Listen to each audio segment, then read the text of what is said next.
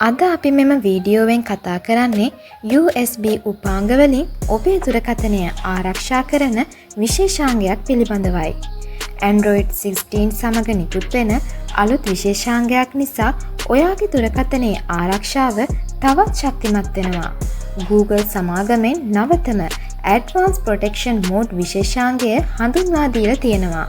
මේක මගින් ඔබේ දුරකථනය ලොක් කර ඇති විට USB මගින් දත්ත ඇතුළු කිරීමේ හැකියාව ස්වයංක්‍රීයව අක්‍රිය කරනවා. මෙය විශේෂයෙන් වැදගත් වෙන්නේ පොදු USB charging ස්ථාන භාවිතා කිරීමේදී සිදුවිය හැකි දත්ත සොරකම් වැළැක්වීම සඳහායි.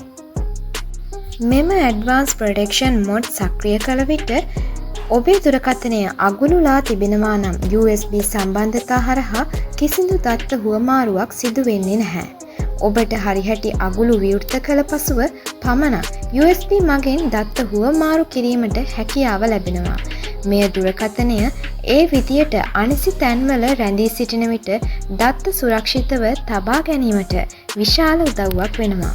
ඇතැම් අවස්ථාවලදී ඔබ කුමන උපාංගයක් හෝ USB කේබල් එකක් සම්බන්ධ කළොත් unauthorized USB activate detected ලෙසින් අනතුරු ඇඟවීමක් ඔබට පෙන්වනවා.